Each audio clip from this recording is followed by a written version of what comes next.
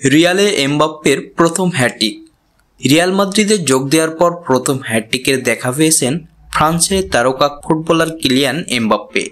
তার অসাধারণ নৈপুণ্যে Real Madrid ৩-০ গোলে হারিয়েছে রিয়াল ভায়াদোলিদকে। ম্যাচ জুড়ে এমবাপ্পের পারফরম্যান্স ছিল দেখার মতো, যা তাকে রিয়াল ভক্তদের আরও প্রিয় করে তুলেছে। শেষ ৫ ম্যাচে দুর্দান্ত ফর্মে আছেন এমবাপ্পে। এই সময়ে তিনি করেছেন ৮ গোল। লা লিগায় লাস পালমার বিপক্ষে জোড়া গোল এবং চ্যাম্পিয়ন্স লিগে সালজবুর্গের বিপক্ষে গোল করে ফর্ম ধরে রেখেছিলেন। তবে রিয়াল ভায়াদোলিদের বিপক্ষে হ্যাটট্রিক তাকে এনে দিয়েছে নতুন এক উচ্চতায়। এই জয়ে লা লিগার পয়েন্ট তালিকার শীর্ষস্থান আরও শক্ত করেছে রিয়াল মাদ্রিদ। ২-এ থাকা অ্যাথলেটিকো মাদ্রিদের থেকে তারা এগিয়ে গেছে ৪ পয়েন্ট। এমবাপ্পের ধারাবাহিকতা ও দলীয় সাফল্য রিয়ালকে এগিয়ে দিচ্ছে শিরোপার দৌড়ে। রিয়াল ভক্তরা আশাবাদী এমবাপ্পের এই দুর্দান্ত ফর্ম পুরো মৌসুম জুড়ে চলতে থাকবে এবং দলকে আরও সাফল্য এনে দেবে।